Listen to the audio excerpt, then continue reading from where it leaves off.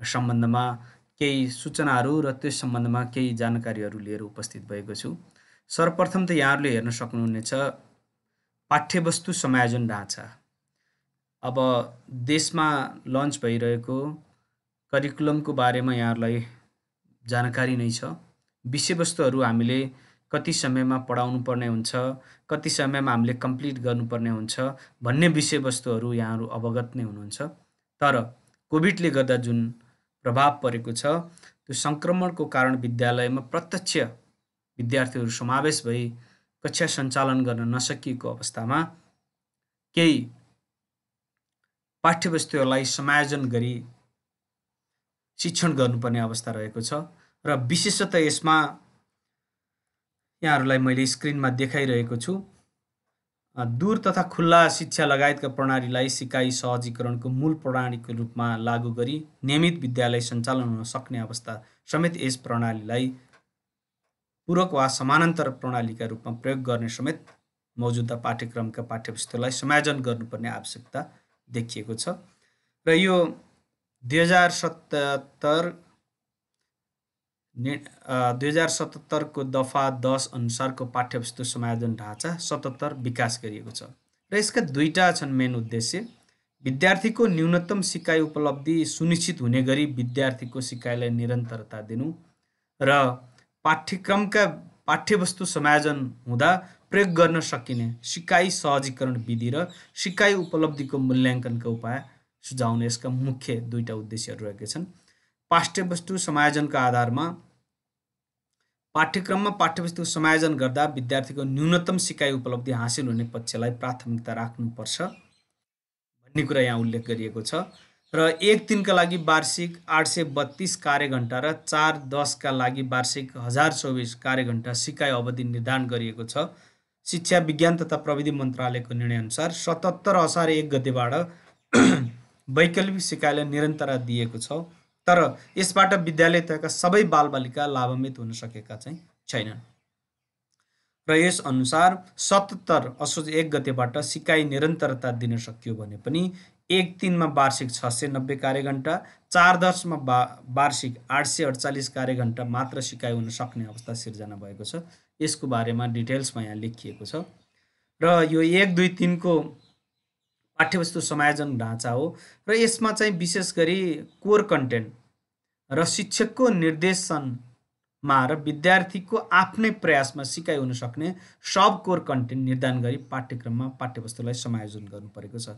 यसरी समायोजन गरेको छ एउटा विषयवस्तु पाठ्यवस्तु टिचरले नभनिकन बच्चाले नसिक्ने र अर्को सेल्फ लर्निङ प्रोसेसबाट पनि उनीहरूले सिक्न सक्नेछन् भन्ने कुरालाई यहाँ विशेष ख्याल गरिएको छ र यसमा यहाँहरूले पढ्न सक्नुहुनेछ। इन्ट्रिगेसन कस्तो किसिमको छ भन्दा एकीकरण पाठ्यक्रमका मिल्दाजुल्दा पाठ्यवस्तु एवं सिकाइ उपलब्धिलाई एकैपटक सिकाउने गरी पाठ्यक्रमका पाठ्यवस्तु समायोजन गर्ने तरिका हो।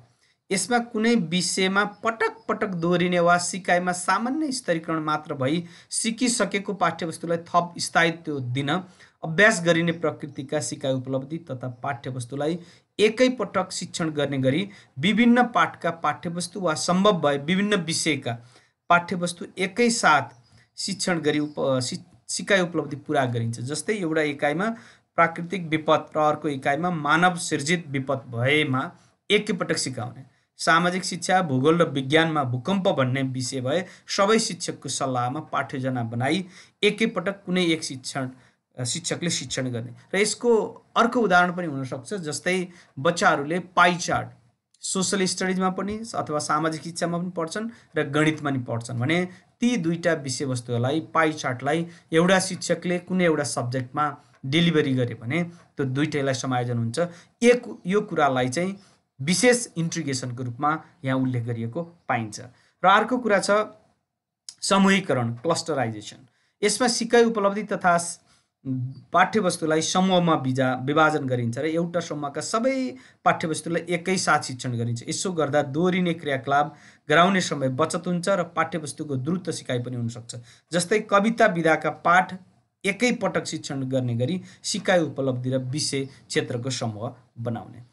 अब अर्को पनि उदाहरण यहाँलाई म दिन चाहन्छु। जस्तै अप्सनल म्याथमेटिक्स र कम्पलसरी म्याथमेटिक्समा हामीले स्ट्याटिस्टिक्स, हाइट एन्ड डिस्टेन्स जस्ता कक्षा 9 र 10 मा पढाउने पाठहरूलाई पनि एउटै शिक्षकले समायोजन गरी पढाउन सक्छन्। त्यस्तै कक्षा 8 मा पढाउने अप्सनल म्याथमेटिक्स र कक्षा 8 मा पढाउने म्याथमेटिक्समा केही टपिकहरू, ट्रान्सफर्मेसनको टपिकहरू जुन मिल्न जान्छ तिनीहरूलाई पनि समायोजन गरेर एकैचोटि शिक्षण गर्न सकिन्छ, अथवा एउटै समूहको छ भने त्यसलाई समायोजन गरी पनि सकिन्छ। अर्को छ प्राथमिकीकरण, प्रायोरिटाइजेसन। यसमा सिकाइका लागि शिक्षकको प्रत्यक्ष सहकरण आवश्यक पर्ने र शिक्षकको निर्देशनमा विद्यार्थीले आफैले गर्न सक्ने गरी सिकाइ उपलब्धि तथा पाठ्यवस्तुको प्राथमिकीकरण गरिन्छ। यसरी पाठ्यवस्तु समायोजन गर्दा जुन सिकाइ उपलब्धि पुरा नभए अन्य सिकाइ उपलब्धि पुरा गर्न सकिँदैन त्यसलाई न्यून सिकाइ उपलब्धि मानिन्छ। यसको लागि जस्तै यहाँहरूलाई म उदाहरण दिन सक्छु, जोड घटाउ गुणन भागर नजानिकन सिम्प्लिफिकेसनको प्रब्लम जान्दैन भने उसलाई जोड घटाउ चाहिँ टिचरले सिकाउनै पर्यो। जोड्न, घटाउन, गुणन गर्न र भाग गर्न सिकेपछि सरल गर अथवा सिम्प्लिफिकेसनको प्रब्लम दिन सक्यो। यस्ता कुरालाई पनि यहाँ जोड दिने। त्यस्तै गरी उसले सानो कक्षामा जोड घटाउ पढिसकेछ भने 2 अङ्कको जोड पढेछ, 3 अङ्कको जोड पढेछ भने 4 अङ्कको पनि त्यसरी नै सामान्यकृत गरेर लैजाने र ती पाठ्यवस्तुको प्रमाणीकरण गर्दा तल्लो कक्षामा सिकिसकेका अभिभावक दाजुदिदी माथि कक्षाका विद्यार्थीलाई सिक्न सक्ने, शिक्षकको निर्देशनमा आफै सिक्न सक्ने र विभिन्न सञ्चार माध्यमहरूमा शिक्षकहरूले पाठ्यक्रम विकास केन्द्रले जुन यो ढाँचा निकालेको छ त्यसलाई सपोर्ट हुने गरी विषयवस्तुहरू विभिन्न सञ्चार माध्यमहरूमा, युट्युबहरूमा, सञ्जालहरूमा, सामाजिक सञ्जालहरूमा राखेका विषयवस्तुलाई पनि उनीहरूले हेर्न, सुन्न र सिक्न, पढ्न सक्नेछन् भन्ने कुरा यसले आशा गरेको छ। त्यस्तै पाठ्यवस्तु समायोजनको ढाँचा, यसमा चाहिँ रेडियो, टेलिभिजन र भर्चुअल कक्षा माध्यम तथा परिस्थिति र महामारीको अवस्था अनुसार प्रत्यक्ष सिकाइको माध्यमबाट न्यूनतम सिकाइ उपलब्धि हासिल गर्न सकिने गरी आधारभूत तहको कक्षा 1 देखि 10 सम्मको सिकाइ उपलब्धि तथा पाठ्यवस्तुलाई तगत र विषयगत रूपमा समायोजन गरी यहाँ देखाइएको छ। अब यहाँहरूले यो हेर्न सक्नुहुन्छ, मैले यहाँहरूलाई जानकारीको लागि मात्र यहाँ ल्याएको हुँ सूचनाको रूपमा। जस्तै नेपाली अब कम सङ्ख्या विषय क्षेत्र, यो 1-3 को इन्टिग्रेटेड करिकुलम जुन एक कक्षामा लागू भइछ। म र मेरो परिवार भन्ने विषय क्षेत्रमा विशिष्ट सिकाइ क्षेत्र, ध्वनि सचेतीकरण, श्रव्य दृश्य बोध, लेख वर्ण सचेतीकरण, शब्द भण्डार यस्तो छ। प्रत्यक्षबाट के कुरा दिनुपर्छ र बच्चाले आफै के गर्न सक्छ भन्ने कुरा यो टेबलमा यसरी स्पष्ट रूपमा राखिएको छ।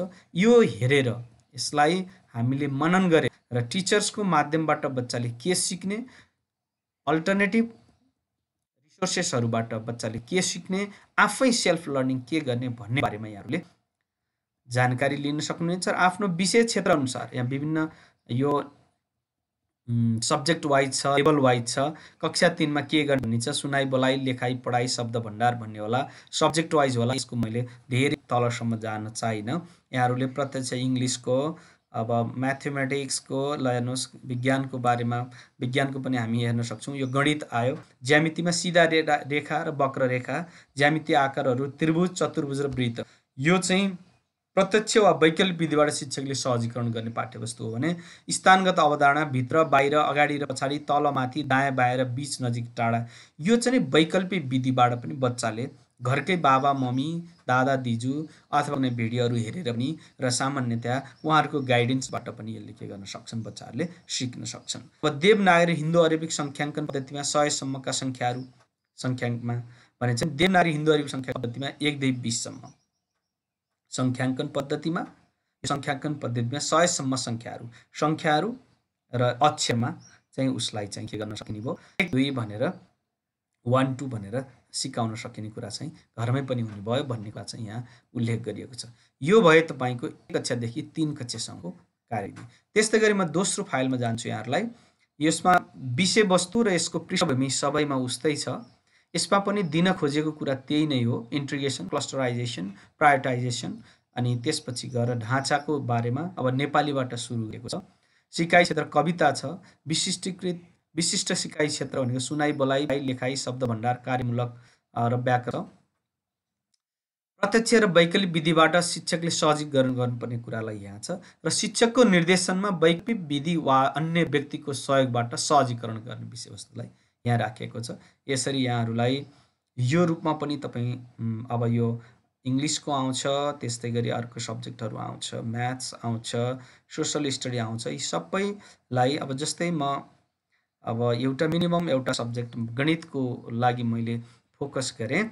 ज्यामिति ठोस आकृतिका वस्तुहरूमा शीर्षबिन्दु, किनारा र सतह भन्ने जुन 4 कक्षामा छ, 1 देखि 180 का कोणहरू हुनुपर्छ, 10-10 डिग्रीको फरकमा हो र समकोणका आधारमा न्यून कोण र अधिक कोण। यो बच्चाले आफै पनि अब टिचरले प्रोटेक्टर अथवा टिचरले चाहिँ सेट स्क्वायरको प्रयोगबाट यसरी गर्न सक्छौ है, छुट्याउन सक्छौ भनेको आधारमा पनि बच्चाहरूले यसलाई के गर्न सक्छन्, उपलब्धि हासिल गर्न सक्छन्। यसरी शिक्षकले दिनुपर्ने नै विषयवस्तु र बच्चाले लिन सक्ने कुराहरू चाहिँ यो 4-5 को कलममा राखिएको छ। त्यही अर्को छ 6-7-8 लाई यसरी वरै पनि गरेछ, 1 देखि 3 सम्मको, अनि 4-5 को, 6-7-8 को, 9-10 को, 1 देखि 10 सम्मको विषयवस्तु यहाँ राखिएको छ। यहाँले देख्न सक्नुहुन्छ। अघि नै मैले बताइसकेँ कोर कन्टेन्ट र सब कोर कन्टेन्ट, इन्ट्रिगेसनको कुरा, क्लस्टराइजेसनको कुरा, प्रायोरिटाइजेसनको कुरा र यो ढाँचाको कुरामा नेपाली आयो। फेरि शब्द भण्डार अब यहाँ शिक्षकले गर्ने अनि यहाँ चाहिँ विद्यार्थीले आफैले गर्ने। यसबाट के कुराको पनि जानकारी गराउन मैले चाहेको भन्दा यो शिक्षकले मात्रै बुझ्ने कुरा होइन। हामी प्राय जसो शिक्षकले करिकुलम हेर्छौँ र हामी पढाउन जान्छौँ, कति शिक्षकहरूले टेक्स्ट बुकलाई मतलब पनि गरेको पाइन सक्छ। यो अवस्थामा यो कुरालाई मैले न्युजको रूपमा अथवा इन्फर्मेसनको रूपमा यहाँहरू समक्ष किन सेयर गर्दैछु भने यो बच्चाले पनि मैले सेल्फ लर्निङ गर्नुपर्ने के रहेछ भन्ने कुरा बुझे भने उनीहरूले सेल्फ लर्निङतिर मोटिभेट हुन् र आफूले पनि ट्राई गर्न सक्छौँ, कोसिस गर्न सक्छौँ, टेक्स्ट बुकमा दिएका एक्जाम्पलहरू प्रयोग गर्न सक्छौँ अथवा भिडियोहरू अन्य साधनबाट सिनियर दाइ दिदीहरूबाट सिक्न सक्छौँ। त्यसकारण यो कुरा, यो सूचना बच्चाहरूको लागि पनि उति नै महत्त्वपूर्ण छ। बच्चा यो सबै विषयवस्तुलाई आफ्नो आधारमा सिकाइ सजीकरणको लागि पाठ्यक्रम विकास केन्द्रको वेबसाइट www.moecc.gov.np मा रहेका शिक्षा निर्देशिकालाई उपयोगमा यो कुराहरू दिएको छ। तर यदि बच्चाले त्यो कुरालाई ख्याल गरेनन् भने मेरो शिक्षकले यो कुरा पढाउनु भएन, मेरो शिक्षकले यो कुरामा ल्याकिङ गरिदिनु भयो भन्ने खालका मानसिकताहरू के हुन्छन्, बच्चाहरूमा विकसित हुन सक्छन्। त्यसकारण मैले यो न्युज बनाएर विद्यार्थीहरू सामु, शिक्षकहरू सामु र अभिभावकहरू सामु पनि पुगोस् भन्नको लागि मैले यहाँहरूलाई यो कुरा देखाउँदैछु। त्यस्तै गरी 9-10 को रूपमा पनि यहाँ हेर्न सक्नुहुन्छ। कक्षा 9 र 10 मा के कुराहरू छ भन्ने कुराहरू पनि यसमा राखिएको छ। मेन थिम माथिको कुराहरू उही छ। 9 र 10 को सिकाइ उपलब्धि शब्द भण्डार भन्ने छ, विशिष्ट सिकाइ क्षेत्र भनेको छ, प्रत्यक्ष र शिक्षकको निर्देशनमा भनेर यसरी विषयवस्तुलाई बच्चाले झन् यो अहिलेको त कोभिड त बच्चाहरूको लागि पनि अवसरको रूपमा पनि भयो। उनीहरूले सेल्फ लर्निङ गर्न सिक्यो भने त्यो दिगो सिकाइ हो, उनीहरूको लागि सधैँ उपलब्ध हुने तरिका हो र उनीहरूले जान्न र अगाडि बढ्न सक्छन्। र केही कुरा जानेनन् भने उनीहरूले प्रत्यक्ष शिक्षकहरूसँग पनि फोनबाट होस् अथवा कुनै मिडियमबाट होस्, सामाजिक सञ्जालमा हुने मेसेन्जर होस् अथवा के छ उनीहरूको पहुँचमा, नेट नहुनुको पहुँचमा पनि हुनसक्छ, फोनसम्म हुनसक्छ, त्यसलाई चाहिँ उपयुक्त तरिकाले उनीहरूले प्रयोग गरेर शिक्षकहरूसँग बुझेर जानकारी लिन सक्छन्। अब त्यस्तै गरी म कक्षा 9 को अनिवार्य गणितको रूपमा हेरेँ। सेट भन्ने छ, भेन चित्रको प्रयोगबाट 2 समूह प्रयोग भएका साधारण र शाब्दिक समस्याको खोजी र दिएका समस्याको हल। यो शिक्षकले बताउनुहुन्छ भने समूहको पुनरावलोकन, 2 समूह संयोजन, प्रतिच्छेदन र फरक, पूरक समूह, यी कुराहरू बच्चाहरूले कक्षा 8 मा पनि पढिसकेका छन्। भने यी कुरा शिक्षकले रिभिजन गर्नुको सट्टा बच्चाले आफै रिभिजन गरौँ। उनीहरूले आफै रिभिजन गरे पछाडि यो कुरालाई चाहिँ शिक्षकको माध्यमबाट सिकौँ। अब नाफा नोक्सान सम्बन्धी समस्याहरू बच्चाले आफै दैनिक जीवनमा घर्यासी अङ्कगणित आफै सिकुन् अथवा गाइडेन्समा सिकौँ भने कक्षामै कमिसन, छुट, कर, लाभांश सम्बन्धी सिद्धान्तहरू, कार्यक्षेत्रका वास्तविक समस्याहरू र समाधान विधि चाहिँ प्रयोगसहित हिसाब पनि गर्न सकुन्। यसरी बच्चाहरूले सिक्नुपर्ने अब factorisation A4 A² B² B4 को फर्म चाहिँ पढाउनुहुन्छ। रेसियो एन्ड प्रपोर्सन सम्बन्धी समस्याहरू चाहिँ बच्चाले के गर्नुपर्छ, आफैले सल्भ गर्नुपर्छ। साइमल्टेनियस लिनियर इक्वेसनको ग्राफ विधि चाहिँ ग्राफिकल विधि उनीहरूले आफैले सिक्न सक्छन् र सामान्य गाइडेन्समा पनि उनीहरूले के गर्न सक्छन्, अगाडि बढ्न सक्छन्। वर्ग समीकरणको हल पनि खण्डीकरण भी गर्न सक्छन्। यसरी बच्चाहरूलाई म्याट्रिक्सको कुरा सबै सब्जेक्टहरूको यसरी ढाँचा आज मात्रै सरकारले पब्लिस गरेको छ। यसलाई यहाँहरूले मनन गर्नुहुनेछ, अप्लाई गर्नुहुनेछ र बच्चाहरूलाई अभिभावक, शिक्षक र